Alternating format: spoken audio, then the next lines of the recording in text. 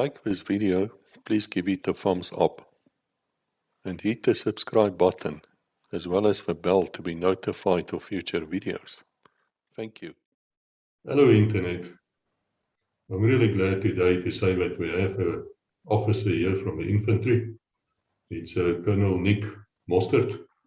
He's also the holder of a Humorous Crux, that is a medal for bravery.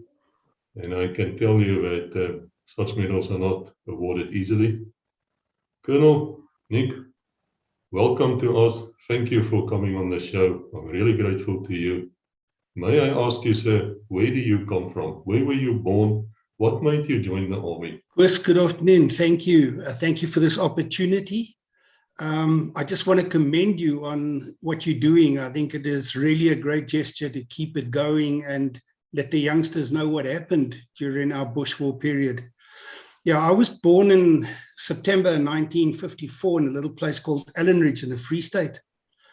And my high school career was in Potch Boys High in Potchefstroom. I was awarded a bursary to go and SWAT teaching, but decided to do my national service first and ended up at Potch 3-Sci. Fortunately selected to go and do my junior leader course at Infantry School, Oudtshoorn. And after the junior leader course, I was on detached duty to Walvis Bay, 2-Sci. They wanted to keep me there for my rugby, but Infantry School pulled me back. And then Op Savannah took place. And my mother unit was Potch 3-Sci, who needed platoon commanders to take part in Savannah, and I was sent back to 3-Sci. And during the Savannah ops, I enjoyed it so much that I decided to join permanent force. And that's what got me to join. Well, that's very good. I'm glad I have you here because I have a high admiration for the infantry. You know, we're not always seen as special, we're not always seen as the glory boys, we're not the paratroopers, but let me tell you, from the little bit of experience I have and the studies I've done, the books I wrote, infantry is queen.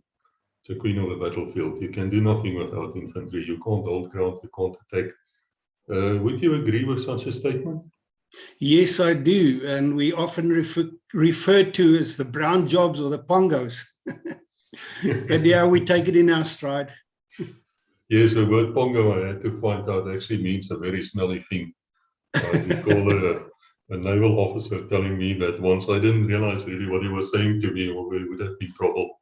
But yes, that's true. I also know that the South African infantry is known as the Bokkop.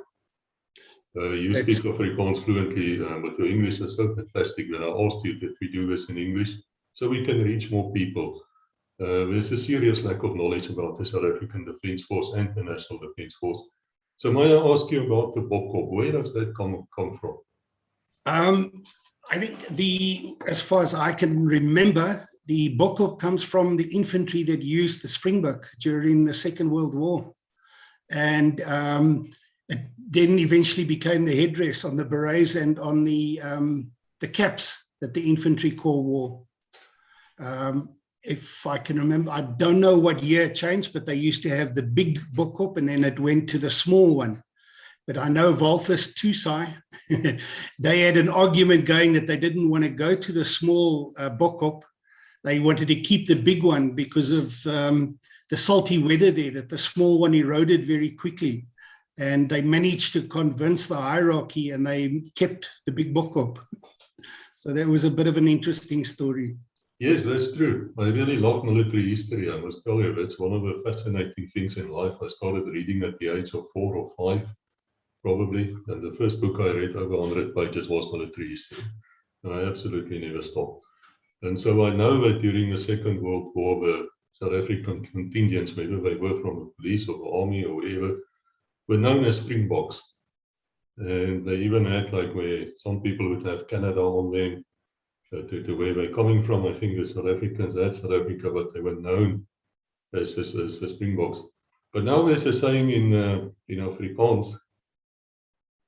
You know, a while ago I spoke to Chris McCune. He's a paratrooper, much younger than you. And I asked him, Chris, I've heard that females do look at the paratroopers' wings with a certain awe. And he said that's not even a rumor, that's the absolute damn truth. I mean, it was classic how we came out of it. But there is a saying in Afrikaans, and I know you know where I'm heading to. I'm not going to repeat the word because children might be watching here. But they do say the bokkop was quite popular with the females as well. She lifted her dress or something for the bokkop. There was this saying in the army. I don't know if you recall. I'm not too sure about that one. Okay, no, that's a classic answer. May I ask you, what's the color of a beret of an infantry? It is a green beret. Yeah, green. Okay, and do you know the history of Friesai? Because we talk about Friesai really a lot. It seems to like one of the major infantry.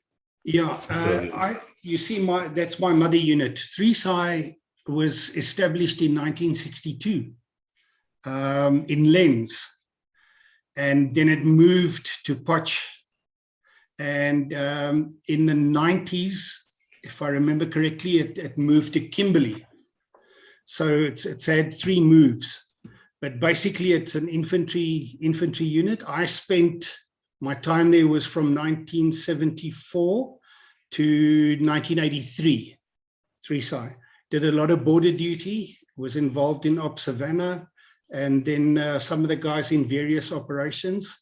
There were also some of the companies that did service in Rhodesia, the old Rhodesia, Zimbabwe. As infantry? As infantry, yes. Well, that's new to me. I didn't know that. I knew the special forces were there. I knew we were there in the police. We were certainly there and lost quite a few good people. I didn't know the South African infantry was there as well. Were they there continuously? I know of 2 operations in my period that I was doing service in Friesai, of 2 periods where we had companies in Rhodesia, yes.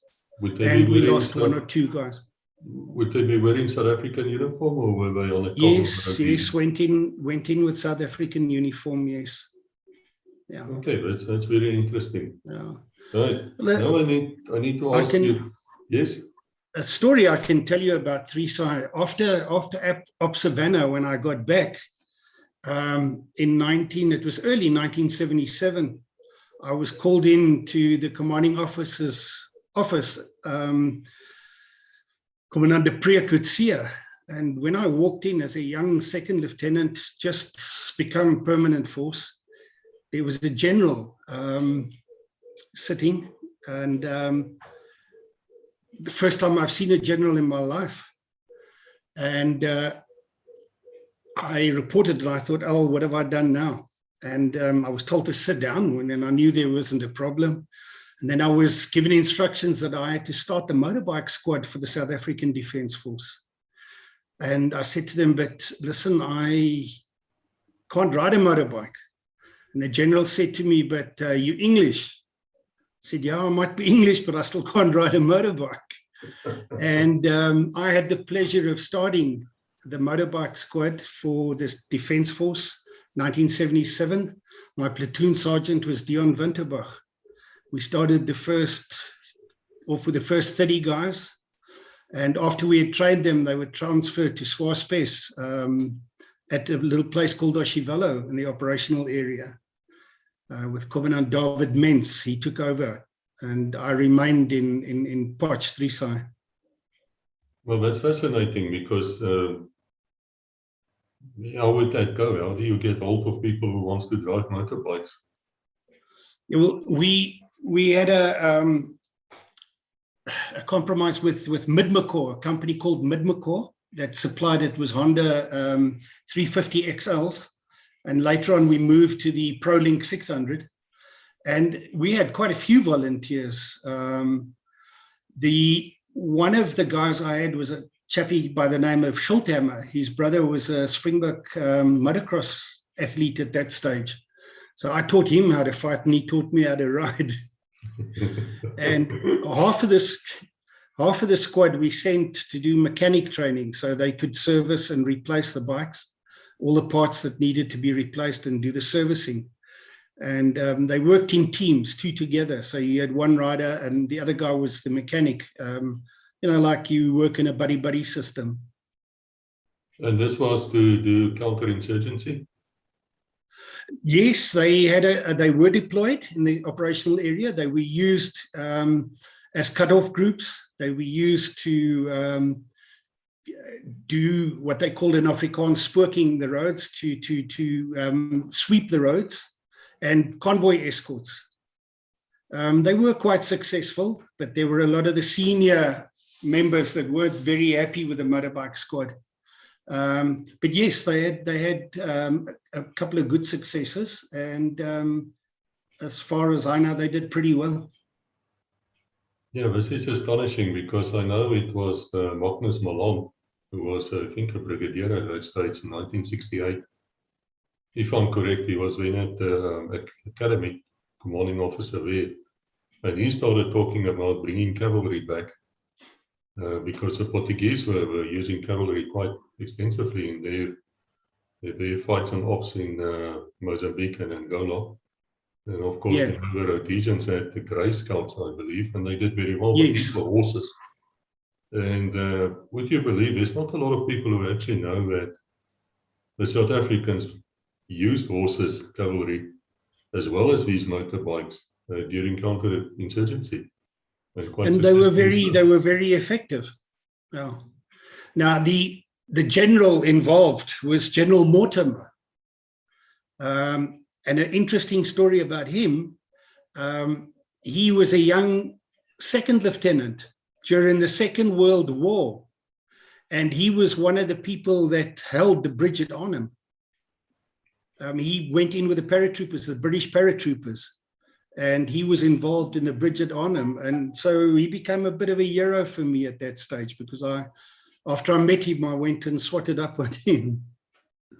Yeah, now we know about the jump at Arnhem. That's where Montgomery, if that has worked, I think the war would have ended quite a bit quicker. Yeah. But it's a pity that it didn't work, but the tanks couldn't break through. Yeah. Now, I studied in Bloemfontein for 6 years to become an attorney. And of course, where you find paratroopers as well as the Panzers, the tank guys. Armored, and they do dislike each other like you cannot believe. Yes. And there's only a wire fence between these two groups. Between the two, yes. Absolutely nothing has changed. And I recall once I was there also as a policeman just before I resigned to study. And one hell of a fight broke out between these two groups. And I asked the tank guy, the armorer, I said, "No, what happened?" He says, "Well, they attacked him." And I asked them what happened. He says, "No, he attacked them." I said, "All right, well, this seems to be all fun and games. We can live with this." And then the paratroopers suddenly started shouting, because they were standing beside the armors, looked ready to fight. They were shouting something about Arnhem and why are we waiting and all sorts of things. And this armored guy was just like shouting backward, they are waiting because they always drop into the, you know what. And these two groups were just going at each other. It was funny to see. Really, really good. So this motorbike squad of yours were not ceremonial. It was not supposed to drive in front of a president or something like that? No, not ceremonial at all. They were fighting soldiers. They used the motorbikes as transport, as the paratroopers used the aeroplanes to jump out of. The bikes they went on patrol on the bikes, used as cut-off groups for contacts. Tracking, we did tracking courses, and then escorts on the road between Oshakati and Dangwa, Grootfontein, and then to protect sappers as well that were sweeping the roads. With this motorbike, is it heavy enough to set off a landmine? Or would it yes, it would. So it would set it off?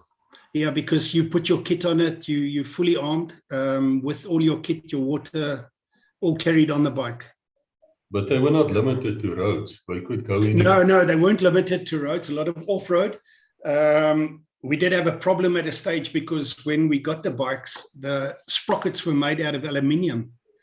And with the oil on the bike, the chains and so on, and all the sand, it used to turned into a grinding post, and we ground the sprockets off pretty quickly. So Mid-McCaw sorted that out for us, and we got better sprockets, and it lasted longer.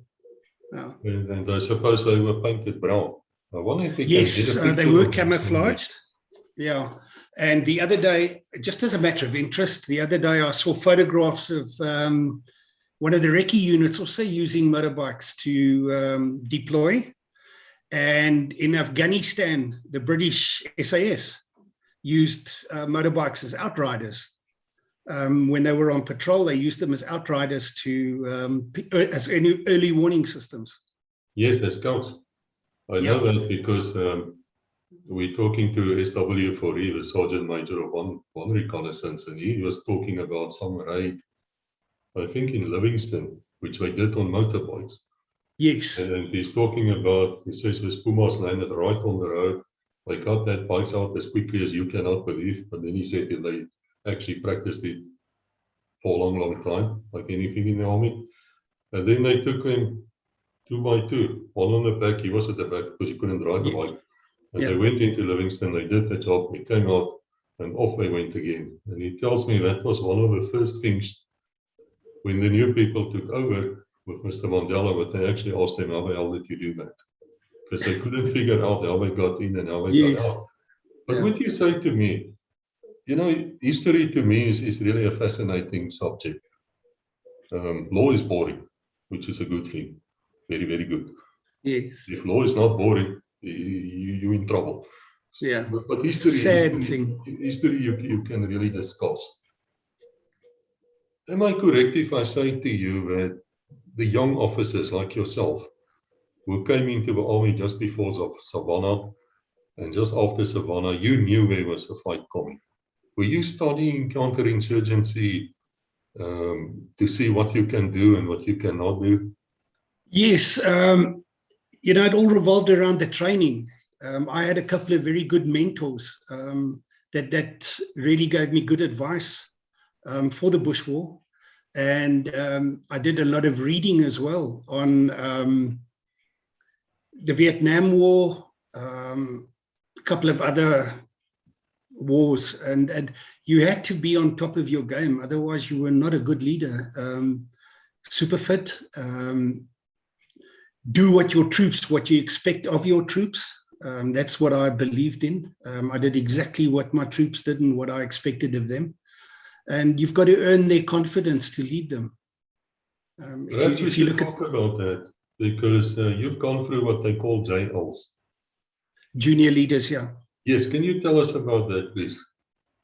That happened in, you were selected from your unit and sent to infantry school, Oudtshoorn. And they took you through your phase. You'd already done your basic training. And then they started more advanced training. And the trainers and selectors watched you, and you did tests to see if you qualified to become an NCO, non-commissioned officer, or an officer. And once they determined that, you went into that line, and that's how you received your training. If I can remember correctly, it was about an 8-month training course before you qualified with your rank, and then you were deployed back to your mother unit, or you were kept at infantry school as a trainer for the next phase. Well, these people were trained very well, because I believe that's one of the harder courses you can do. Yes, you know, they're not only physical courses, it was mental, and you were challenged, and I believe if you wanted to make a success of yourself, you paid attention and you worked hard. You know, the saying goes, train hard and fight easy. And I've always believed in that. I had a major, Holsthausen from infantry school. He fought in Vietnam. And as a South African, he was seconded to Vietnam. And he did a stint there and came back, and he always said water is a gentleman's drink. And I took a lot from him. I listened to him, and I had a couple of good NCOs that worked with me as well. I've seen here that, you know, as we're continuing with this channel, And thank you for your kind words. I really hope anyone who's listening here, if you served, please come and talk to us. We really want your memories so that more and more people can know what you did. But there are a few people there was making a few strange comments to me. They seem to say that the way the officers were chosen at JLs were not always fair. What would you say to those people? They obviously seem to be angry about something. You know, this is actually a difficult one to answer, but I will try. You've got to show aptitude to become an officer. Your NCO was chosen for the groundwork to be able to work with the troops on the ground, drill them, train them. The officer was the one that did the strategic planning and was the leader. Yes, the NCO did most of the work under guidance and leadership from the officer. Now, I agree, a lot of times you got poor officers that weren't up to it. But the majority of the times there wasn't problems. Okay, so it seems to me a bit of sour grapes, in fact. I mean, yeah, there could be sour grapes, yes. Yeah, so we shouldn't take that too. There could be sour grapes as well. Well, it's part of. I don't say always that the officers were, yeah, there were one or two that weren't on the ball. I admit that, and in any defense force, it's that way. I have to ask you, sir, that who's the most important here? Is it the officer commanding, or the officer, or the non-commissioned officer? Who do you think is the most essential? Koos, I'm not going to say either one of them. I'm going to say both of them, because you've got to work as a team. If you don't work as a team, you're going to run into problems, and you're going to have disparity, and you're going to have issues with your troops. You've got to have a united front, and you've got to work together as a team. I've heard somewhere that the platoon leader is a man who actually knows every single one of his troops inside out. Is that true? He should. He should know every single one of his troops. We were taught that you have a little pocketbook, and every troop's particulars are written down in that book. His next of kin, his address, his blood type, issues and problems he has, and that you refer to. And when you work with them, you're with them the whole time, and you get to know them, and the guys get to respect you for that. You know what I say? You don't earn respect because you wear rank. You know, you don't get respected because you wear rank. You've got to be respected because you earn respect. And to earn respect, you've got to show empathy. You've got to lead your guys, and you've got to bring them home when you take them to war. What's the worst thing which a young officer can do? If you can give any young officer some advice, what's the worst thing he can do? To push his troops away and his team. He's got to unite with his team. He's got to look after them. He's got to care for them. He's got to be their mother and father, because he's responsible for them. I've just answered it differently for you now. Yes, that's quite correct. Thank you. I think there might be, it's interesting. I can see, of course, the statistics of the people watching the channel. Again, I say thank you to all of you. You're most welcome. Spread the word. Many of them are youngsters. They were born after 1990. So in my eyes, of course, now they're very young people. So can you tell us perhaps what was Savannah? Sure. Operation Savannah started in 1975. We were drawn into the war, you know, the Angolans were, the Portuguese were in Angola, and they were busy losing the war. And they were pulled out. We were asked to get involved as South Africans. We went in. The country didn't know there was a lot of people in. The first group that went in was Task Force Zulu under Brigadier now Breitenbach, who eventually brought all those guys out and formed 32 Battalion, and Delville Linford, that was with the Bushmen. And the idea was to support Jonas Savimbi. he wasn't very well liked by a lot of the people. So there's a lot of different opinions on Jonas Savimbi.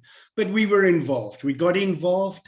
There were a lot of contacts, a lot of fights, you know, of the Bridge 14 incident. Somebody can speak to you. I wasn't there for Bridge 14, but we'll get you somebody to speak on Bridge 14. And there were some of the own forces that could see Luanda's lights at night, and they were pulled back. And eventually in 75, we withdrew, had to come back. We fought the Cubans, Russians, East Germans in Savannah. And as I say, in the beginning, we went in as sort of mercenaries to provide for ourselves. And then eventually, when it was well known that the South Africans were there, we started getting proper support from our country, from South Africa. I can still remember I had to sign a document at Grootfontein to say that if I was captured, caught, or whatever, I wasn't a member of the SADF.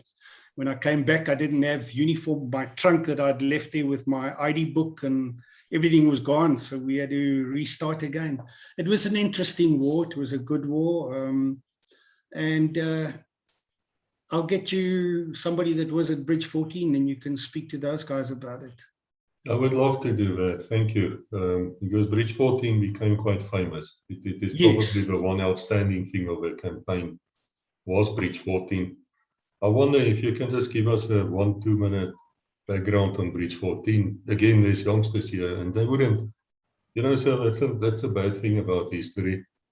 Not everything is written in the books, and sometimes I've written a few books myself. You're writing very deliberately what you want to be known. And so the youngsters wouldn't know about Bridge 14. Can you just tell us quickly? Yeah. Chris, I'm going to pass on that one because I wasn't involved in Bridge 14. I know what I've heard and what I've read about. I don't want to step on toes. I know that the South Africans had to move north. The bridge was blown and they built the bridge under very, very trying circumstances, the engineers, supported by infantry, by artillery, by mortars. And it was a big feat that they did. It was well done, built it with nothing. But as I say, let me get you somebody that was involved, that was there, and that can speak to you about it. That's 100%. But now I have to ask you, how did you first know about Savannah? What happened? Did somebody come to your office or tap you on the shoulder and say, look, are you volunteering? Or? No, we were put on to, we ended up in Grootfontein, had to sign documents. I was put on to Unimogs with my platoon, and we were given directions where we had to ride to. And when we ended up crossing into Angola, and I was told to report to some people at a town called Paradesh.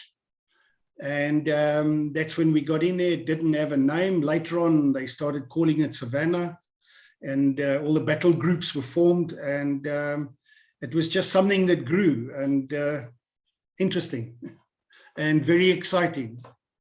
I can believe so. For a young man, you know, that is exciting. People don't get it, but there's something about it. Yeah. May I ask you, you're obviously an English-speaking person. I think Potch Boys High is quite a famous school. You were talking about rugby, yes. I've heard some people in the Free State talking about them as some of the dirtiest players we've ever seen. Of course, they lost the game. I think that was Gray or somebody from there. Did you ever feel discriminated against as a human being? Because the South African Army has only one language, Afrikaans. I'm going to answer that one. It was very difficult for me doing courses because all the documentation, all the stuff was in Afrikaans. So you read it up in Afrikaans, you've got to swap it in your brain. And when I write my exams in English, hopefully that they'd be able to mark it correctly. I'm going to say something. If you want to cut it, you can cut it later. I was blatantly told that I wouldn't get very far in the Defence Force because I was English speaking. I didn't belong to the Reportreiers or the Broederbond. And I didn't play bridge with the generals and the high-ranking officers. And I said to them, bugger you guys, I will achieve what I want to achieve. And I retired. I went off early as a full colonel, as the commanding officer of Group 39. I commanded 3 units, the 1st South African Cape Corps. We had over 2,000 troops, 1,000 in operations and 1,000 under training. And when I did my staff course, I became the commanding officer of Group 39. And then I was transferred to Group 16. So I achieved what I did. And without the help of the Broederbond and the Reportreiers. Yeah, it's a sad thing, you know, but the Broederbond did play a role in the higher ranks. We can't really deny it, especially in the police. If you were not, well, that's what I've heard. So I don't want to say it aloud either, but if you reach a certain rank, colonel and higher, you definitely had to belong to one of these secret groups, and if you didn't, you would not go further. So I'm really glad that it worked out for you, because I do know there were quite a few very narrow-minded Afrikaners. Yes. Yeah, we were. Yeah. Yeah, that's true. But I'm very interested in the Kleurling Corps, the Cape Coloured Corps, the one which you commanded. Long ago in the 80s, there was this movie called Yankee, or Janky. Yankee Commerce. Yeah. I really loved that movie. Yes. Yankee. And it's this guy, he's in the ghettos in Cape Town, coloured guy, very nice guy. And he falls in love with this woman, long story, but he joins the army. I must say the battle scenes, they were totally not realistic, but anyway. Yeah, yeah. I didn't see the movie, but that's the one where he's awarded a Norris Crooks as well, I think. Yes, he's awarded some kind of a medal, and he's suddenly an officer, and he arrives there, and he gets the girl, and what's it was just nice. It was a nice movie. I loved it. What's interesting, the medal that he was awarded was my Norris Crooks. Yes, now I know, sir, but it's not really the right thing to ask you how you got it, but I'm sure that people would want to know, if you're willing to tell us, how did you get that medal? Because I believe only 219 or something of them were ever awarded. Yeah. Over 20 years of war. I'll tell you the story. Yes, it was in December 1976. The whole of 3SI as a battalion was deployed on the border, and our headquarters was in Inhana. Now, that specific day started off rather badly, because just before we have a parade every morning, pre-parade. And as we were falling in for the prayer parade, we had a hell of a wind, and it blew a tree over onto our tent, crushed all our beds and all our lockers. We carried on with the parade, and just as we finished the parade, a Bosbok came flying over us, and it was engine was spattering, and it was smoking. We got onto the radio and spoke to the pilot and said to him, he must land in the road, we'll give him protection and cover. And he said, no, he'll carry on, he should make Ondangwa. Which he did. He landed at Ondangwa, and later we found out that while he was doing his reconnaissance mission, he was shot at and the aircraft was hit. And there was a lot of troops preparing to go out on a patrol, and they were busy shooting in their weapons when a troop was sent back to fetch ammunition. And the ammunition dump was in the middle of the base. We had tents around on the inside of the walls. You have sand walls, and then the tents, and in the middle of the base was a big deep hole with all the ammunition in, and covered with a tarpaulin. And the troop went in. There was a regimental policeman on duty issuing the ammunition. The troop went in, and one of the things that the Omana did was they wore hand grenade pins in their bush hats. And when he walked in, there was a case of over 200 detonators lying on top of the hand grenades. And he pulled out one of the pins to put into his hat, and he replaced it with a matchstick. And the matchstick broke and detonated 200 detonators. And the magazine satellite, we heard the explosion and thought we were being attacked, that we were under enemy fire. Everybody ran to their bunkers. There were three of us, myself, Jan Hougaard and Sias van Skalkwyk, that saw the smoke coming out of the ammunition bunker, and we heard screaming. And we ran to the ammunition bunker and brought out the two guys. They were casevaced to Ondangwa. And then Jan Hougaard and myself went back. We took off the tarpaulin, which was burning, and put out the fire in the dump, and carried all the unstable ammunition out over the sand wall, and detonated it on the other side with explosives, plastic explosives. So yes, it was three of us, Jan Hougaard, Sias van Skalkwyk, and myself, that got the Humorous crooks, fortunately in the right place at the right time with the right people that saw it, and they wrote the citation for us, and that's how it happened. Afterwards, we opened the pub and we had a couple of good drinks just to steady the nerves. Yeah, I'm a bit silent here because I really admire that. It must have taken a lot of courage. I mean, because going back, and first time I suppose, yeah, okay, going back deliberately after you know this ammunition bunker is going to blow. Should it have blown? What would have happened if it exploded? Well, we would have had a lot of people killed and wounded, and we wouldn't have been found. Yeah. But once again, it comes down to your training. Earlier on in the interview, we spoke about training. Train hard, fight easy. The training kicks in, and your discipline kicks in, and that's what it was.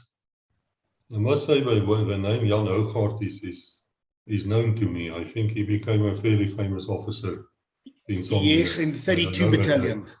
Yeah, yes. Jan went to 32 Battalion, yes. Yes, I think there's a few pictures of him in the books as well. Is he still alive? Is he still with us? I am not too sure. I've lost contact with Jan. I saw him about 2 years ago, and Jan was not well. So we can't get hold of him. I can't get hold of his telephone number. I am trying to get hold of him, but I don't know. He is in Pretoria. That's where I saw him last. Okay, so if anybody's listening here and they do know about Jan Hougaard, perhaps they can ask him to give you a call. Yeah, I'd appreciate that. Thank you. Yeah. Okay. I just want to go back. This troop who caused this, who became a bit mock, I suppose. What's the word in English for that? Time? Yeah. You should not have played with that hand grenade, but you know, young men, we do stupid things. Sometimes we get away with it. What happened to him, sir? Well, both the troops got serious injuries, and both of them were deaf and blind for the rest of their lives. I don't know where they are at the moment. The troop that I brought out had such a big hole in the inside of his leg that to stop the bleeding, I had to put my fist in and try and close off the arteries. It wasn't a good sight. They were badly damaged and injured. But again, didn't think he wanted the hand grenade pin for his bush hat. That is, because then you're a oman, you're a... Yeah. Yes, yes. Some of the people reacted to quiet astonishment here. They wrote to me privately when we start speaking about the SADF. I don't know if it's the same in the SANDF, about the prayer parades. Can you tell me something about that, please? I'm prepared to say that just about every single unit started off with a prayer parade in the mornings, with scripture reading and a prayer, and that's how we started the day off. Before every operation, had a prayer, and the guys went off, So yes, it was a done thing in the Defence Force. Yes, we had the honor of having a widow of one of the chaplains of 61 meg with us on this channel, and she started talking about all these things. I remember in the police as well, it didn't matter where we were, what we were doing. We always started the morning of a shift or the operation with a prayer. And perhaps you can tell us, how do you do this as a young officer? Do you lead the prayers, or do you have a chaplain with you, or do you get the oldest soldier? It depended. If the chaplain was there, he would do it. If you didn't have a chaplain, as either the platoon commander, company commander, or battalion commander, you would do it. I can remember, I'm going to tell you a funny story now. It was in the operational area where the young lieutenants in base were given every day, it was a different lieutenant. So what we did was we wrote on a card, the Our Father, which was the easiest, put it in your beret. And when you say, let us read and pray, you take your beret off and you hold it and read it. And this one day, one particular officer was appointed and he didn't have his card. So he starts off, let us pray together. And he starts Our Father, and then he couldn't remember it. And he says, I'm telling you again, let us pray together. And he starts again, and nobody prayed with him. And the third time he said, damn it, I'm telling you to pray with me. Yeah, that's good. That's good. I know a senior colonel, he was in the signals. He's quite old these days. I hope he's still alive. He was also involved in Savannah, I believe, as a major. He was a signal officer. And he told me something about some officer, I don't know when, he was still much younger, I suppose, telling him about the use of toilet paper in the army, that you only get like 3 different pieces. I don't know if you've heard that one.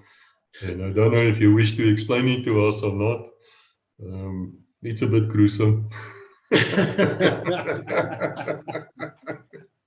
Because everything is about logistics, you know.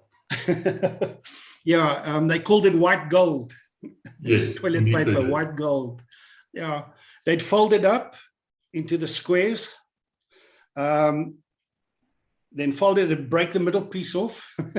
You stick your finger through it, you wipe your bum, and you take the paper and clean your finger. Yes, that's the story. But you have to understand, you know, we're laughing about this now, but how do you move 10,000 rolls of toilet paper if you think about it? I mean, you can't load it on one vehicle or stand out as high as the Eiffel Tower. So for the army was a fantastic logistic machine. That's what impressed me the most about these people. You know, in the police, we had to steal whatever we wanted. No, we don't use that word. We appropriated whatever we wanted from the army, and all in good fun, of course. They didn't need it as much as we did. But for me, it seems that you guys were really well equipped. Would you agree with that, or not always? We were reasonably well equipped. We used to get a bit upset with the Air Force guys that used to fly in cold beer and steaks and hamburgers and stuff. We could never complain, really. Nobody went hungry. And nobody died of starvation. So, yeah, we were fine. We got fresh rations regularly. There was just stages when you're doing patrol in the bush and you're rather deep in, where sometimes you don't have water and you've got to be resupplied. But I'm not talking about the 32 battalion guys that did deep penetration into Angola, that had to carry everything and live off the land. But the infantry units operating from bases lived comfortably. There wasn't problems. May I ask you about the training of the national servicemen? How extensive would you be trained in any of the units which you served and commanded? Sure. All right. You'd normally start off with your training. Training was very important. You know, a lot of people said that they were messed around and they were bullied and shouted at. But that was all part of the discipline, to be taught how to obey instructions and work together as a team. So your training, besides the fact that you did your rifle training, your fieldcraft training, and a bit of first aid, you were taught to work together as a team. Because you know what, your team is as strong as its weakest link. If you pull a chain and it's got a weak link, it'll break. And if you have a section of 10 men, you're as strong as your weakest man in that section. If you want to survive, you've got to look after him, and you've got to look after each other. And you've got to know the guy, he's going to have my back. So yes, training was intensive. It was hard. Sometimes a lot of people complained about it and said they were bullied and it was unnecessary, but there was a reason for it. The drilling on the parade ground, you learn to follow instructions, and you learn to trust the person drilling you, that when he tells you to stop, you stop at the right place, you turn around at the right place. When you do weapon training, when you do fire and movement, it's all taught to survive and to work together as a team. That was the most important, to work together as a team. So it was designed to save life. It was designed to save lives if they listened. Follow your drills, follow your instructions. That is why you did training. That is why you learned what to do. Can you tell us perhaps what the infantry platoon and company would look like? Your infantry platoon is made up of 3 sections. A section is 10 men. And then your company used to be 3 platoons. And then later in the border war, they made it 5 platoons. So, and then you have your drivers, your medics that go with, your radio operators. And that's basically what a company looks like, just in brief, in short. Okay, so the lowest rank would be the trooper himself. Did you have any strange name for him? I know we talk about troopies and some were skitters. I don't even know what that in English, means. it's a rifleman. A rifleman. Ah, good. Thank you, sir. So would you have the term rifleman? That's the lowest you get. Correct. And then you have your lance corporal, the one-stripe wonders. That's correct. Your lance corporal. Now, if you go up in the NCO's ranks, it's your troop, your lance corporal, sergeant, staff sergeant, sergeant major. And then in the sergeant major, you get various classes. Sergeant major first, second class, and then a sergeant major first class. Your first class normally became your battalion sergeant major. And then up your group sergeant majors and... Okay, we had some internet problems here. We got on we went on to all the way until the sergeant majors, who becomes the company sergeant major, RSM, people like that, to be avoided at all costs, RSM. I'm speaking to one actually at the moment, James Taitge. I know James, yes. You know him well. Also, Yeah. let me tell you, he put the fear of God into me, and I wasn't even in the army. He's just a brilliant man, brilliant Yes. soul. I'm so proud of what South Africa produced. You know, we don't give ourselves enough credit, the way I look at it. Okay, and then you will get, after the RSM, after the non-commissioned warrant officers, you will get the officer ranks. That Yes. Second lieutenant first? Yeah, your officers start off, once you finished your JLs, you become a candidate officer, CO, with a white little band that he wears. And then second lieutenant, which is 1 pip, a full lieutenant, 2 pips. Now I'm speaking about the old dispensation. I believe they've changed the system. A captain has 3, and then a major, which was a castle. Then a commandant. The commandant's rank was changed later to lieutenant colonel, and then a colonel, and then a brigadier. The brigadier's rank was changed to brigadier general. Okay, and then the other general officers' ranks. Yes, I was talking about this old signals officer. He started as a veldkornet. Yes, that was the oldest. And but a wonderful old fellow, wonderful fellow. Can you tell us with the weapons, the armaments, what would the platoon have in terms of firepower? A typical infantry platoon now. Infantry platoon, you'd have a light machine gun per section. And then the normal, I grew up with the R1 rifle and then switched over to the R5. I would go back to the R1 any day. Then your section of 10 men would have a machine gun, an LMG with it. The old days it was the Bren, and then we went to the MAG, the LMG belt fed. And then you would have a Patmore mortar, a patrol mortar, 60mm Patmore that you take with you. Depending on what operation you... Sorry? This Patmore mortar is a bit of a strange thing. It looked like a pipe and it had a handle on it. Correct. It had no feet, no legs. Yeah, just a base, and the guy had to move it with his hand and get the angle right. Later on, in the beginning, when we started off with that, you judge your angles and your distances with your belt that you had strapped to it. And then I think Vernon Joint, if I'm correct, Dr. Vernon Joint, they made a clamp that you put onto the handle with a spirit level. So you could get your angles, read your angles, and it was very, very interesting to use it, and it was used very effectively. Accurate. It was very accurate if the guy got to know it and be able to use it properly. But I'm sure this thing can go into action quite quickly. I mean, it very just moves quickly. Down into... Yeah, very, very quickly. And yeah, then I'm just off on the caliber now. It was the very short little rifle that shot, they called it the Snotneus. Oh, yeah, It was a 50mm round. Yes. Which was also very effective. They used the Americans, quite a bit. Yeah, the Americans had strapped on underneath some of their weapons. Some of the rifles had a tube on the bottom that used to fire it, but we had an extra one, or one per section as well, depending again on what operation you're going to do or where you're going to work.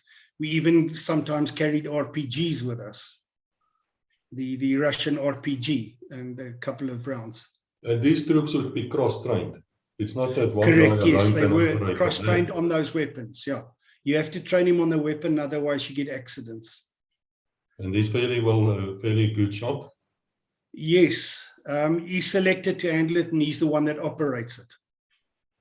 I always tell people that if you want to see two angry things in life, the first is an armored commander who's stopped by a river and he can't get through and he's waiting for the healing people. The bridge builders, I don't know what's in English. Engineer Corps.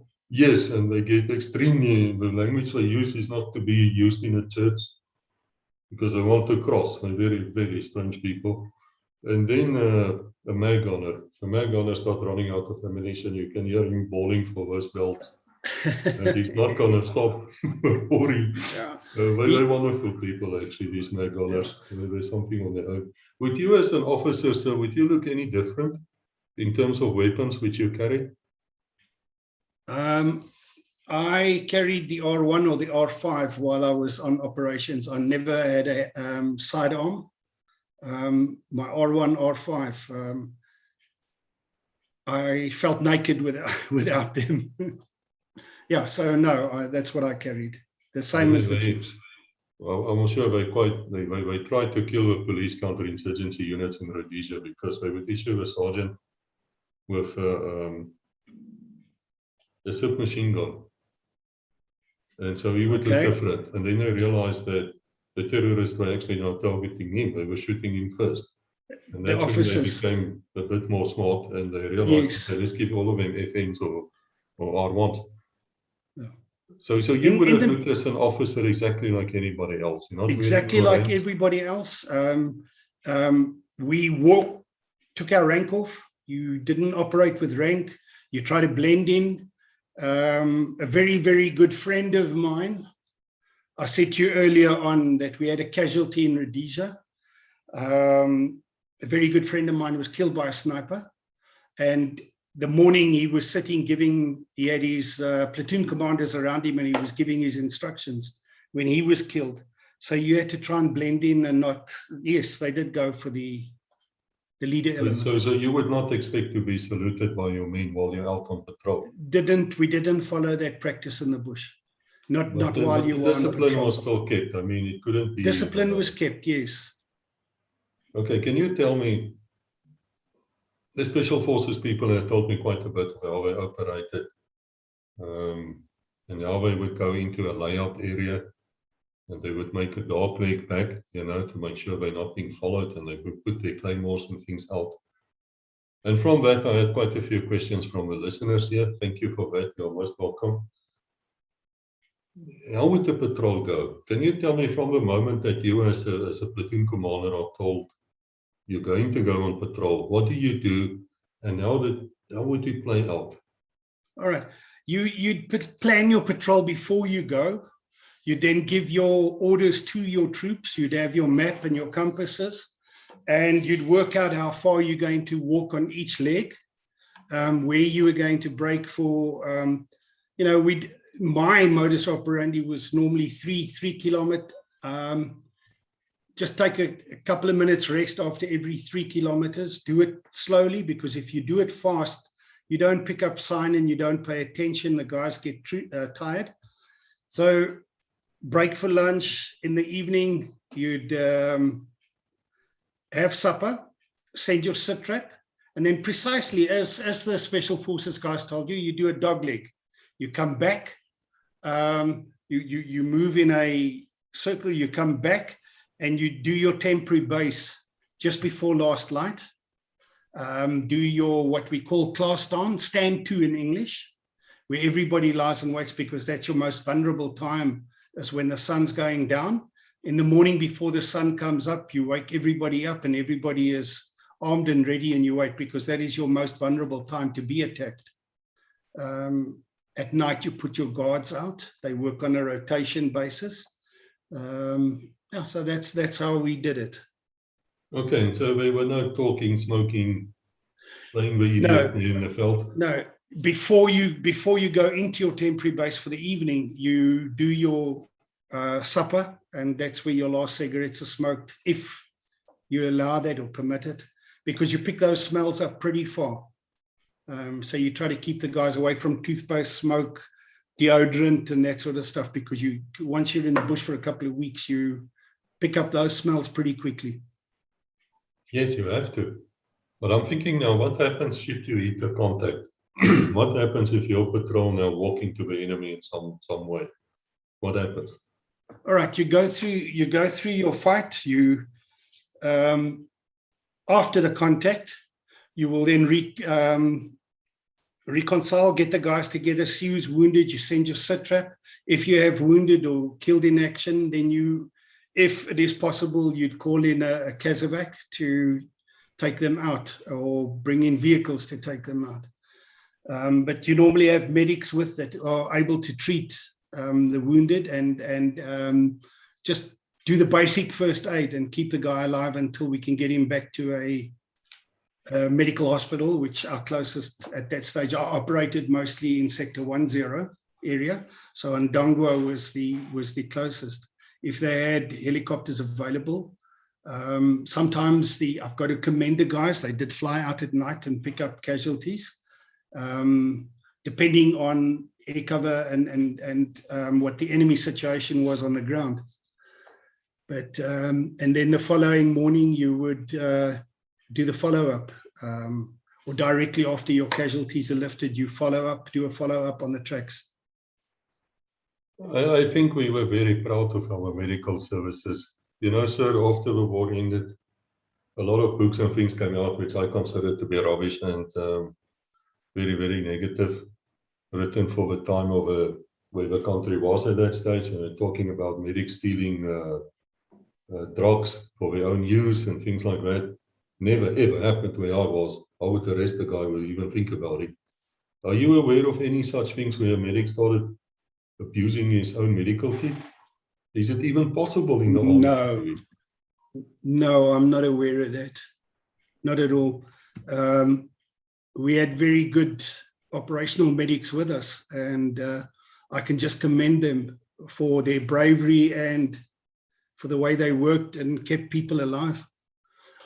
One incident I'd like to mention is after Savannah, we were moved to a base called Amoni which later became a base for 32 Battalion.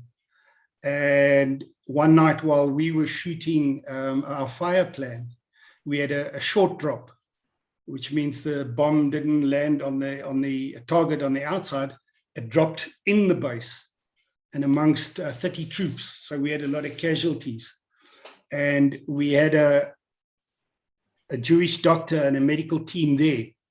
And they managed to pull every single one of those troops that were wounded, to pull them through, and not one of them passed away. And the doctor did an excellent job, and the medics as well. So I've just got the fullest respect and for the medics that we had. Yes, I'm not aware of any time which the helicopters, which is part of an Air Force, actually refused to fly. Sorry, a medic medvac ever. I don't think it ever happened. No, I can't think of anything, but maybe other people can elaborate on that. But I can't. I know every time we had a call out, we were assisted. They flew out and picked up the wounded. Would this infantry platoon, would it be trained only on counterinsurgency, or would it also be trained on conventional war? You do a bit of conventional warfare, just the basics.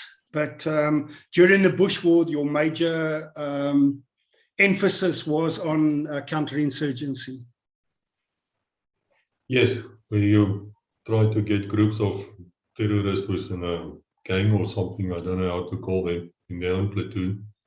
And then these two groups would meet. You could always call in air support if available.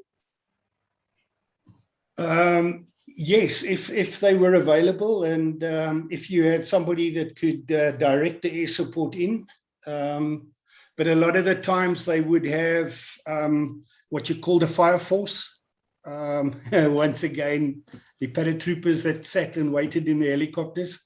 You do the walking, you hit the contact, they fly in and they young, fresh guys, and they get the kills. Yeah, I won't talk about. I won't talk about Kufu doing that to you as well. Yeah, I was just going to say, I won't talk about the Kufut guys. That happened quite often. So what would they do? They would listen into your radio, and then they would listen into the radios, and you still think you're hot on the tracks when they come screaming past you. That must have been a bit disheartening. I mean, we don't take it lightly. We honor the dead on both sides. But I mean, after all, you're in a war situation. You've been chasing the spoor. You're in your formation, and here comes either the helicopters or the parabats or the policemen there on their tractors waving at you. Yeah, at that stage, it's not nice, but the job gets done. Yes. Were there any problems between you and the police at any stage, the police units? I know there's some feelings. No, I didn't have problems. In actual fact, I don't know if you remember the little elephant at Ondongwa that the police had. No, I don't actually. I'm trying to remember the police officer's name, brigadier, or he was a colonel at that stage. I think he was involved a lot with Kufut. They had a little elephant, and I used to provide it when I was at Okatopi base, because we had the horses with us, and I used to ride feed for him, for the little elephant. So we became good friends. And I did help a Kufut team at a stage that ran into a bit of trouble. We got them out. So I wonder if you want to tell us about that, because as I could have with one of my friends who is a former member of Kufut, and said he will talk to us next week, but he doesn't want to talk about Kufut. For political reasons, he's still in South Africa. Yeah. No, they just had a bit of problems, and we rode in, and we could manage to help them. I think that's the difference between the infantry guys as well as then the paravats, but you did have vehicles. Yes. So you could actually use your armored vehicles. Perhaps you should explain that concept to us. Were you mechanized infantry, sir, or were you normally mechanized with the biffles? But a lot of the patrols were done on foot as well. We did vehicle patrols and we did foot patrols, just depending on the situation. I can remember one year when we were deployed, I lost 5 biffles in 5 days to landmines. Wow. Colonel Yuri Yudan was the commanding officer of 5-3 Battalion at Ondangwa. And he was so upset with me, he said, just catch the team, the engineer team planting the mines, and for every one you get, I'll give you another buffel. So after 2 weeks, we got our 5 buffels back. Yeah, that's good. But to be able to do that, I was given a Bushman tracking team from 3-1 Battalion. So it was 4 Bushmen and a white tracker, a corporal. And as soon as we had an incident, picked up the tracks and we just ran them down and managed to stop the engineer team. Yes. And we got our buffers back. What would be the difference? Once again, there's people here, youngsters perhaps, who don't understand the difference between infantry and mechanized infantry. It should be clear, but perhaps you can explain. Yeah, your mechanized infantry were the guys that operated in the rattles from 1 SI and I think 4 SI, and then there were citizen force units, but they operated mainly and chiefly in the vehicle and approached the enemy in their vehicle and then would stop, get out and fight the fight on the ground, use the vehicle as transport. The normal MOT infantry, which we were, sometimes we'd use the buffels for patrols, but most of the time you were on foot. Do your patrol on foot. So the idea was not to fight from within the vehicle. No. The idea was to get out of it and then skirmish forward as infantry. Yeah. The buffel is not an infantry fighting vehicle. It was just an armored vehicle for transportation. Your rattle was an infantry fighting vehicle. It had either a 20mm cannon on or a 90mm cannon on, and the guys could shoot out of it. Your buffalo as well, you could, but it wasn't covered on top like the rattle was. Yes, I must tell you, I've been on a buffalo once in my life. I got off and started walking when I got seasick.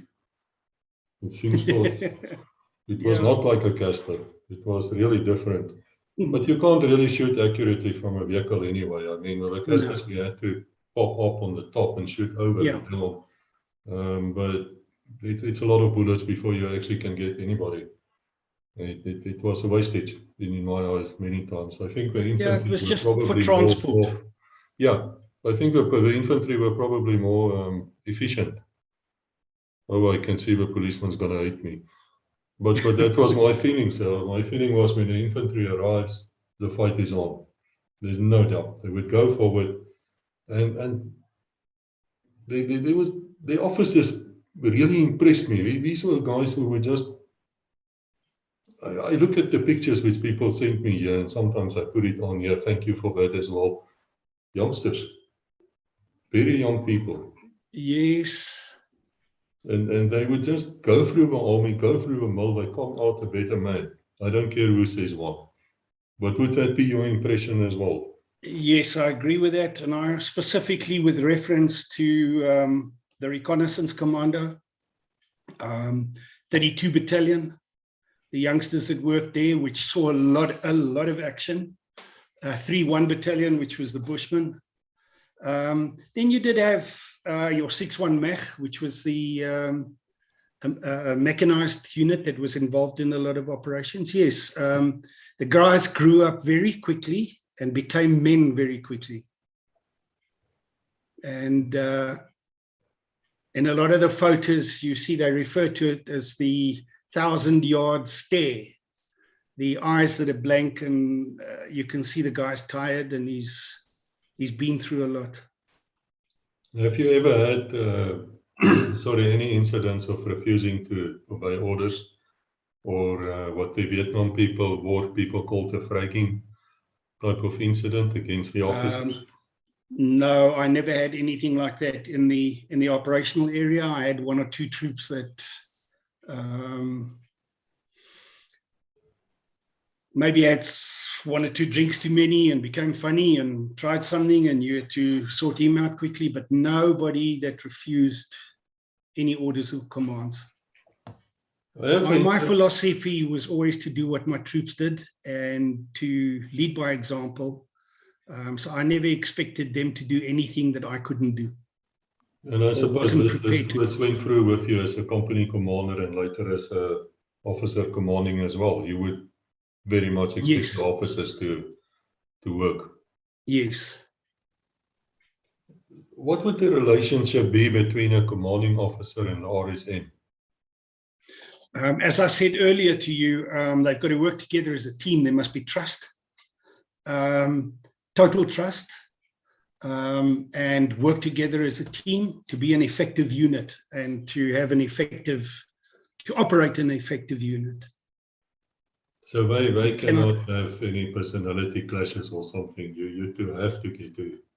You have to get on together. Yeah, and I was very fortunate. I had very good, especially the last group sergeant major I had was Sergeant Major Ich van Rooyen. He did a stint at 32 Battalion. Him and I got on very well.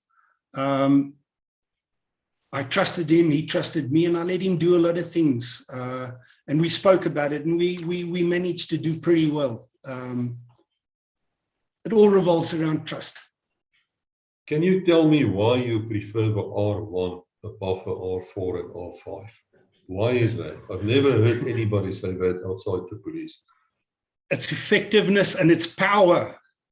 If a guy hides behind a tree, you can shoot the tree down and then shoot him. So once again, it's a safety thing.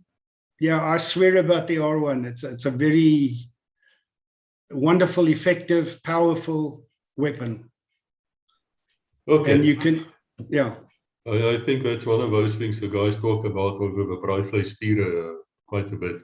Can you tell us, there were something funny things which happened to you during your career? I'm sure as a soldier you must have sometimes just shook your head and start laughing. I've got one or two stories. Yeah. When I left 3 I was transferred to Archivalo, which is the training base in Sector 10 and Dangwa area, and where we did training of troops before they were deployed. They'd come up, spend a week with us at Archivalo. We'd retrain them, evaluate them, then they'd deploy to their bases. And I was the second in command and the senior training officer. And we got a visit from a very, very special person, an Israeli. And his name was Colonel Daron Almoch. And he was a platoon commander at the raid of Entebbe. You know what Entebbe was when the Arabs hijacked, they hijacked an airplane full of Israelis and they landed in Uganda. And the Israeli Defense Force sent in a couple of C-130s, I think it was, to bring them out. And it was a very, very successful raid. Now, Colonel Daron Almoch was a platoon commander during that. So we spent a lot of hours talking about it.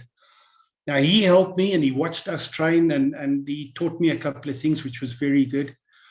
And we had a rest camp at Archivalo, zinc huts where they used to sleep in, and these used to get very hot. And we had bomb shelters in case we were mortar bombed. So you'd go inside the bomb shelter and it was pretty cool in the bomb shelter.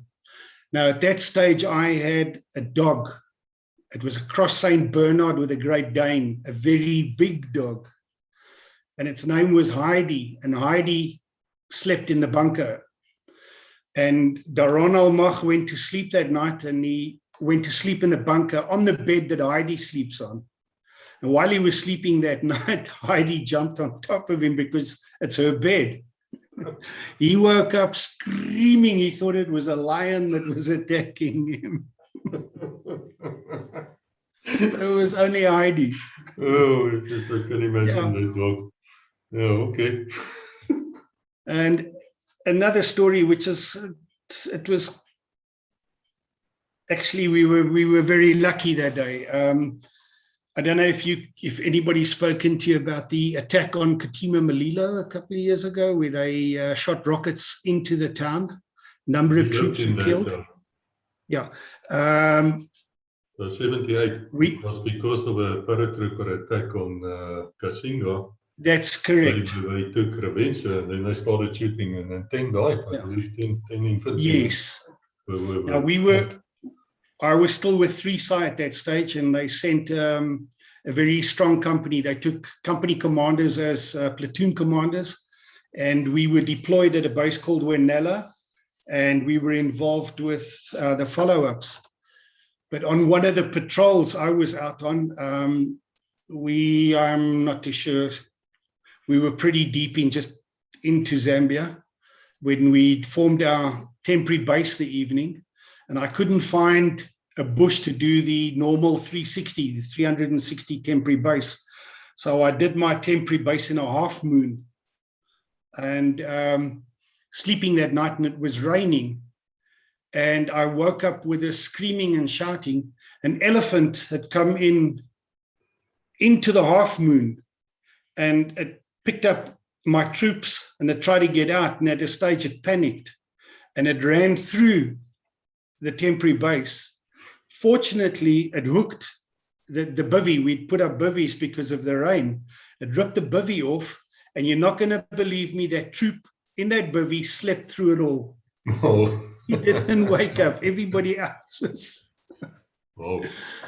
So Yeah, that's the thing about Africa, you know, it's a different kind of soldiering because the animals are still wild, and many of the elephants actually hated human beings anyway because they got poached or abused sometimes by the terrorists, not by us. And so you had that problem as well, besides the sun and the malaria and mosquitoes. And yes.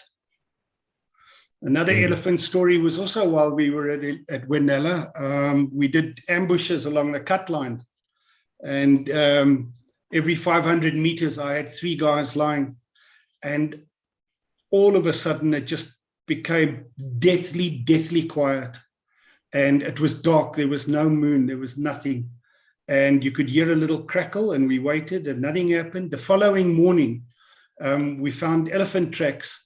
They'd come down on us, moved around us, and proceeded. And when you looked at the tracks on the outside of the elephant were the babies, they pushed them to the outside. So the babies were the outside, the bigger elephants.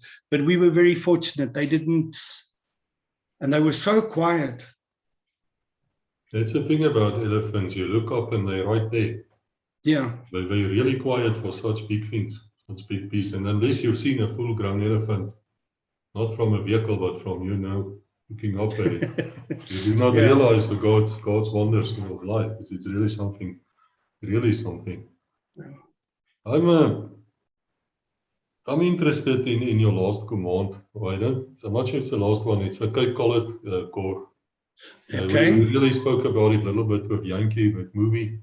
It's still on the internet, by the way. It's not a good copy, but I've seen one. I showed my wife. She couldn't understand the word Afrikaans, but I translated as much as I could, and we laughed in between. But how good were they as soldiers? Because these were, just to put it in perspective for people who don't understand what I mean, in South Africa, sadly, we had different race groups. We had what is called white, which would be me and yourself, even if English, I'm saying that as a joke. And, and then you had your black people who we saw as native black people, like the Zulu or the Xhosa, like Mr. Mandela. And then you had like a breed in between, which they called collared. Now, I don't like explaining these things. Those days are over. We can't pass it. But the units were also sometimes in the different race groups. And the collared guys were in their own battalion, or it's not really a corps, is it? It's more. Yeah, it was the South African Cape Corps, which consisted of the 1st South African Cape Corps Battalion, the 2nd Battalion, there was the Cape Regiment, and then the maintenance unit. So there were 4 units. Unfortunately, and I'm going to say it, because them being colored, they were not very well liked by the staunch, I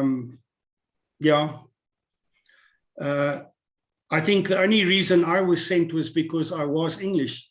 I'll tell you the reason why I sent, because I was at Oshivello, and as the second in command, it was my 3rd year, and I got a new commanding officer. Him and I didn't get on at all, not at all. And I just went and requested a transfer, and I was sent to the Cape Corps as their second in command because they needed a second in command. And I spent 7 years with them. I became their commanding officer. And once again, it revolves around training. If you train them well and you've got good NCOs and you've got good officers, you will have good troops. Your troop is as good as your leader element. So in any unit, your troop is as good as how he's been trained and the leader element that's commanding him. They did a lot of deployment in the area, in the ops area. Yes, they caused a bit of problems like any other soldier. You can't give me, there were white soldiers that caused just as much problems. But I really enjoyed my time with them. They were all volunteers. Yes, they were all volunteers. They weren't called up for national service, they were volunteers. And as I said, I had 2,000 troops a year, 1,000 in the ops area and 1,000 under training. And once he'd finished his 2 years, he was taken up in the regiment. Or he'd join permanent and stay with me longer. And they were good soldiers. I mean, you worked with both sides now. Yes, they were good soldiers. As I said, if he was led properly, he had the right leader element, trained hard, they were good soldiers. They could stand their stand and stand their man. I read some statistics once that the black soldiers who joined the South African Defence Force actually grew in weight because for the first time during basic training and their career, they got food. Good food. Yes, they were running around, but they were actually gaining weight, not getting fat. That's not what I'm saying. While the white guys, we lost weight. And it's not that we were unfit, we were just perhaps not that fit. Am I correct if I say that? I think you are. Yes, I will agree to that. I will agree to that. I've also spoken to a few of them, and I would love to get hold of these colored troops. If they can come and talk to us, I would really love to hear their views. I will see what I can do for you, Chris. Yes, thank you, sir. I really appreciate that because I know that in other armies, the Rhodesian one, for instance, if you are a white commander of a black unit, there's a tremendous amount of respect. You are almost seen as the father of this unit.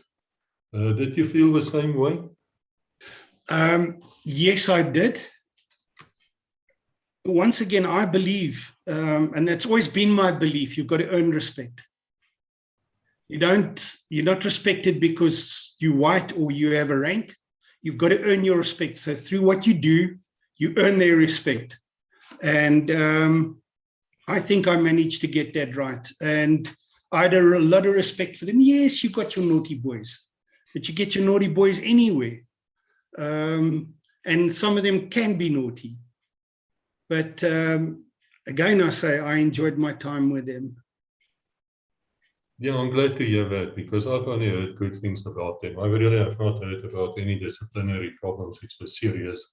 What I've heard was just a few, as you say, and the guy might have 2 beers too many and now he's getting a bit obnoxious, but tomorrow he runs with a sandbag for 30 kilometers and all this forgiven. Correct. On that subject, I had someone here in Switzerland, and I promised my wife I will not roll my eyes anymore when I use the word Switzerland, saying to us that we were the bad guys and that we were murderers and we were brutal in our discipline, all sorts of things they told me. What would your reaction be? I know you sort of worked with the Swiss Army once. So yeah, I had the fortune of doing the Swiss March. Of course, yes, any defense force, any military unit, any army is hard. If you want to survive, you've got to be hard, and that's what it's about. You've got to enforce discipline because you've got to work together, you've got to trust each other. As I said to you earlier, you're as strong as the weakest link in your section or your unit or your command.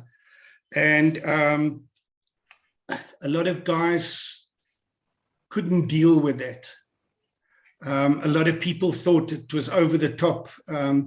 But my saying goes again, train hard and fight easy. I mean, one of the reasons you carry full gear and you've got to run a 2,4 and you get shouted on is because if you're in a combat situation, you have your kit, you've been walking for miles, there's dust, bullets flying around, everybody is shouting, and you've got to come out on the other side. And that is what you are taught during your training, to come out on the other side. Yes, I'm smiling now because I recall just before I went to a police college, which is for 6 months like basic training. I asked one of the new guys who just came out, I said, don't you feel sorry for us who's arriving there? It's just like, use the F word. Like, if I feel sorry for you people, I hope you suffer. But I thought to myself, man, that I'll never do that. I'll never do that.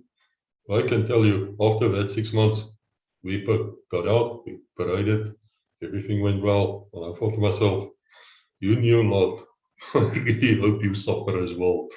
So you do change your mind as you go along, and the older you get, you realize how good the training really was.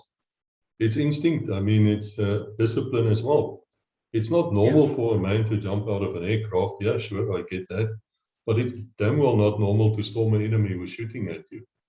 Yeah, you know, because war isn't normal. Yes. And you want to bring everybody home if you can. Therefore, he has to be fit. He has to be able to follow commands. You have to have good leadership that make the right decisions. And you have to have a team that works together.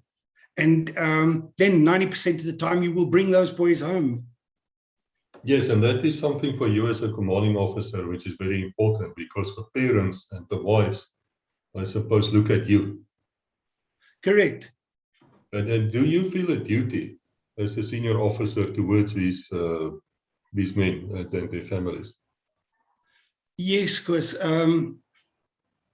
I had a sad incident 2 weeks ago where one of my troops passed away. It was COVID related, but they were involved. I had 2 platoons involved in a contact in 1979, just outside Ondongwa. They went to fetch the school bus. The school children that flew in from Pretoria landed at Ondongwa. They were put in a bus and taken to Ashikaki. And we had 2 buffels escorting them. Thank heavens, the aircraft was late that evening. And the 2 buffels just drove up the road to go to a canteen to buy some stuff. They had to go out the Air Force base, and they were ambushed by 100 terrorists. Later on, after the follow-up, we determined that there were plus minus 100. Now, if that school bus was there, all those kids would have been killed because it was a soft shell vehicle. And I had 2 troops die in the contact. I had 4 wounded, 3 troops and a corporal. The corporal passed away a month later in one military hospital, John Brooks. And the 3 troops that were wounded, I met them 3 years ago, after 39 years. Got together, met up with them again, and it was just good to see them. And we met their families, became friends. Now, Koos, that passed on 2 weeks ago, he became my spiritual mentor because he had swatted to become a minister. He did it in Hebrew. And he was a farmer. So yes, you still talk to the families. I had to deliver a eulogy at the funeral. And it hurts. You still have that connection with them. And it's one of the hardest things to let a family know that their son has been injured or he's passed on, he was killed. I can imagine that. I remember the police funerals as well. And I'm sorry I mention the police all the time. There's a lot of people angry with me, but that's where I come from. So I have to relate to where I come from. I'm not going to pretend. And I always felt very sorry for the senior officers who had to stand there. And yes, they looked good. They had all the medals, you know, they had 50 years experience, but you could see this was touching me. Because that mother was not happy. And sometimes words were said. I remember we were in a fist fight with a police band. 3 of our members died, and we couldn't drill as well as we could after 6 years. After basics, you're really not as sharp as you should be. But we tried our best. And then one of them made a comment afterwards, and we started swinging. And that's one fight which they could not win against us in the division. We were kicking the hell out of them. It was a good thing for us, but they were, Yes. they were not amused. But that's when I realized it's really a hard job sometimes. They talk about the loneliness of command. Would you like to tell us something about that? Yeah, you know, you've got to keep that distance. You can't fraternize with the other ranks. You can't party with them. Now and then you'd have a beer with them, or beer or two, but you have to, because if you fraternize with them, they're not going to follow your orders and your instructions, because he's going to say, listen, last night we had a hell of a party, we got drunk together, today you're telling me what to do, I'm not going to do it. So you have to, and the loneliness of command is there. And that's why I say there's got to be respect and there's got to be trust. It's that when you fall back on your wife, because I've never seen a good soldier without a good wife somewhere behind you. Yes, unless the wife wears the man's rank. Well, you know, in the modern times that happens. But she No, it outranks you does. actually when you salute your Yeah. wife.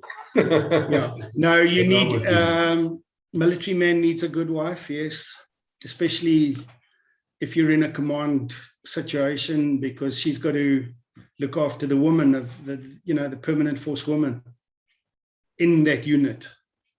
Yes, he's got the duties as well. May I ask you, the Special Forces members always talk about the association, and there's a lot of interest in them.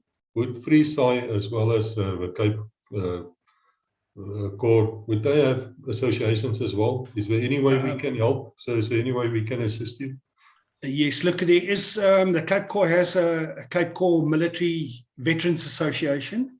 There is a Military Veterans Association and just about every unit has its group, its association. And the Military Veterans Association is trying to get all the various units to amalgamate, to become stronger, and that we can look after each other and support each other better.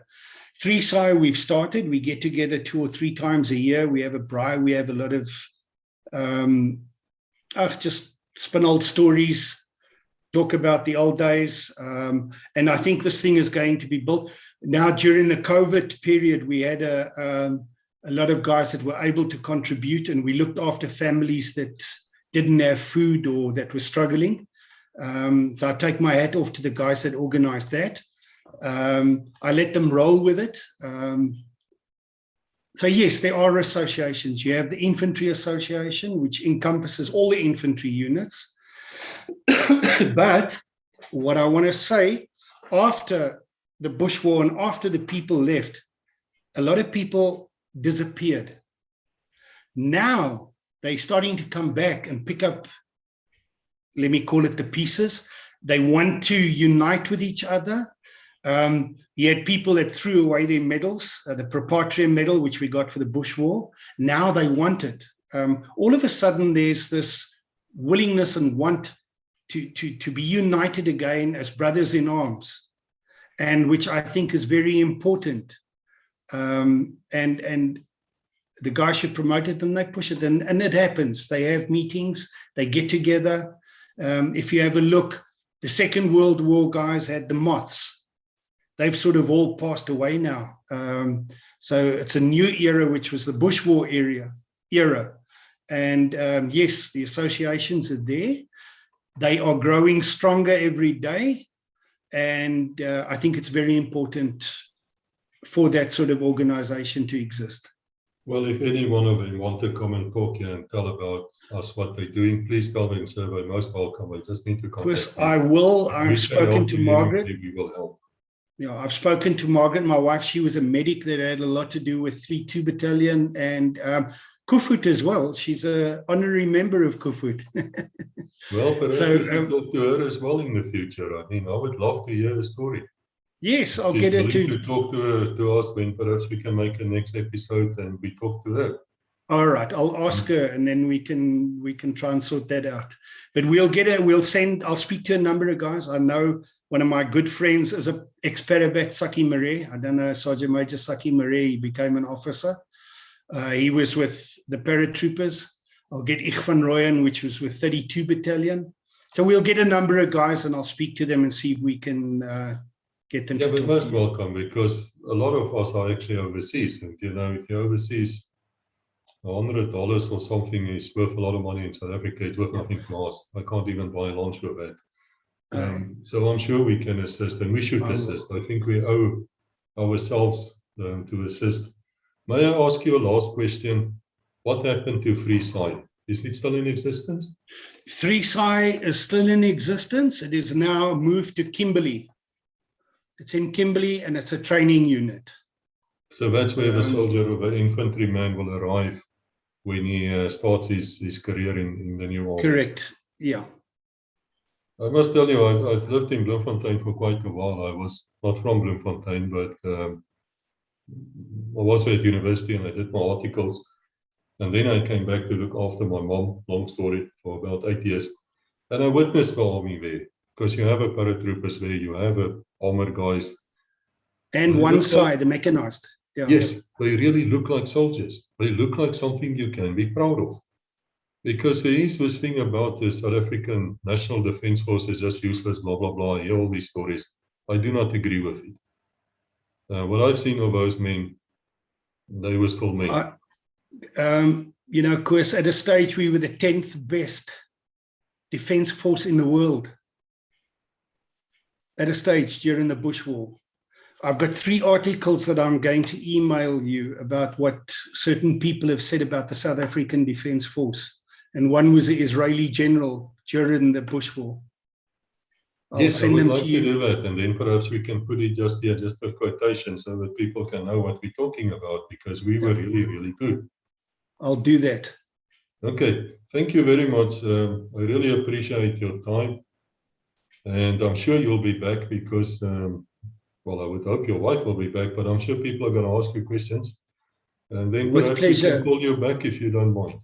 I don't mind at all. Question, thank you. And thank you for what you're doing. It's really an honorable thing that you're doing. Thank you, sir. I cannot do it without you people. I keep on saying no one is unimportant. Please come and talk to us. Even if you think you're unimportant, trust me, you're not. We want to hear your story. Great. Okay. All right. Thank you, Thank sir. you. Go well. Okay. Bye-bye. Bye. Bye.